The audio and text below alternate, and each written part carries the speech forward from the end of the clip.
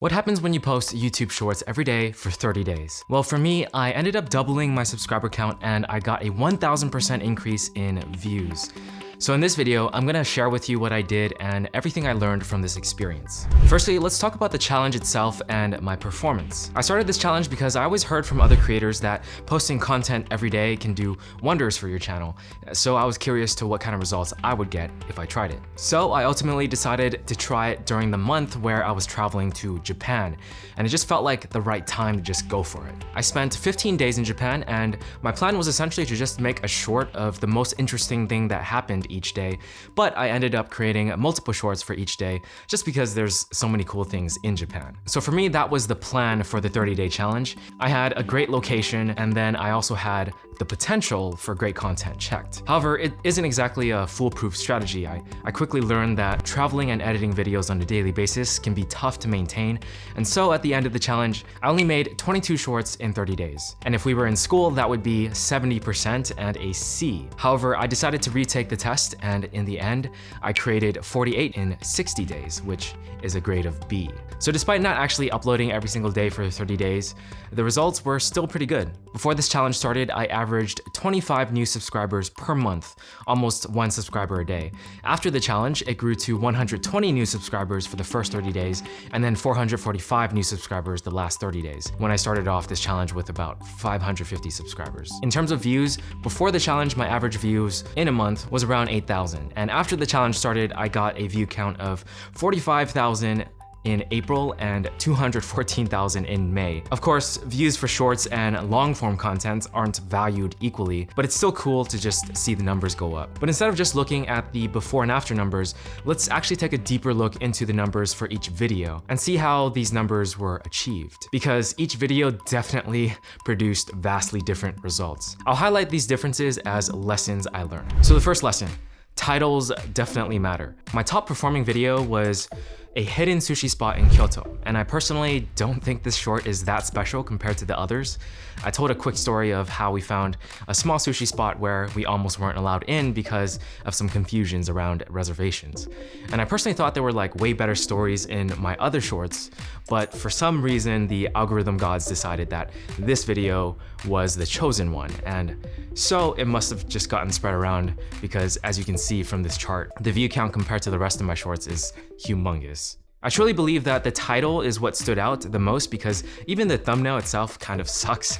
Looking at videos beyond the chosen one though, the other shorts that ended up getting above 5,000 views were the ones that had some sort of novel idea behind it in the title. Like for instance, where's this hidden sushi spot? What happened to my JR Pass after it was dropped into a puddle, and so on. Second lesson: it's usually 1 or 2 videos that disproportionately produces most of the results. Honestly, without this one video getting really big, I would not have gained the amount of subscribers and views for the before and after. In a lot of ways, this experiment was sort of like shooting in the dark and just having one of those shots land exactly where the target was. But I will say, of course, for shorts, 200,000 isn't exactly like huge, but for me personally, it was just cool to see. Third lesson: the amount of effort you place into filming and editing a short doesn't translate into views. It's all about the idea and the execution of that idea. So one of the things that stood out to me while ranking my videos is that the amount of time and effort to make a short did not correlate whatsoever with the views that I got.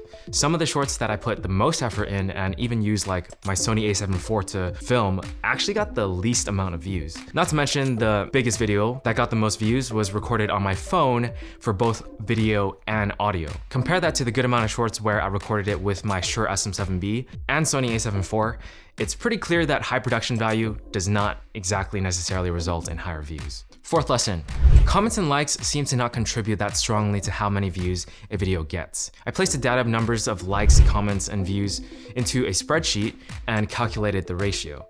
There was no strong correlation to the numbers of likes against views or comments to views. I really think it was primarily the title and idea that mattered the most. Alright, those were the primary lessons I learned from my experience, but I do want to point out that I have very limited data. Having only one video above 100,000 views means that I essentially only have a sample size of 1 regarding a successful short. This means I can only draw from that one video, and really, it all points to the title and idea.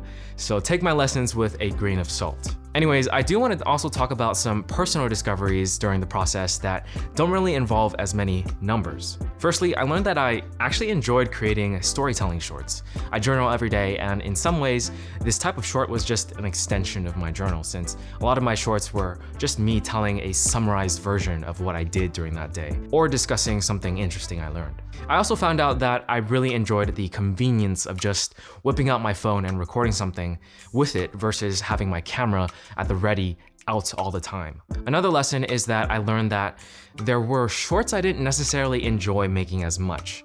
I found the shorts that required more editing significantly less enjoyable for me, probably because I've edited for a long time now and I just don't really enjoy the process as much these days. I also feel like the shorts where I just focused on giving tips were not as fun to make.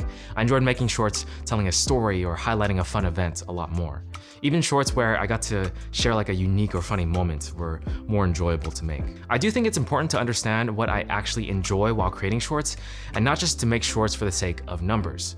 By continuing to hone in on the things I like and honing my skills on the packaging and sort of the delivery plus execution, I think I'll naturally want to continue to make shorts that get some views. So before this challenge began, I had created 13 shorts previously. Now I've created an additional 48 shorts on top of that as of the making of the script of this video, and I think I'm gonna keep it up. Interestingly, I don't really watch shorts or TikToks. I've seen some because my cousins watch a lot, but I do think it's a good idea to just watch more to see how other people create theirs, to learn some of their techniques. But for the time being, I'm just enjoying the process as it is. But I'm super curious to what you guys think about YouTube Shorts and what your experience has been with creating them, watching them, and what your general opinion is of them. I, for one, originally thought I wasn't going to do much with them, but now I am finding myself enjoying it. Anyways, I hope this video was useful or a good watch for you guys. If so, I'd appreciate it if you guys gave the video a like or subscribe. And also, if you're looking to do this challenge, let me know how it goes at the end. Best of luck if you do. All right, that's it for this video. Consider checking out my other 30-day challenge videos, like how I ate my meals with no distractions for 30 days, or how I challenged myself to walk 10,000 steps for 30 days. Thanks for watching. I'll see you guys in the next one.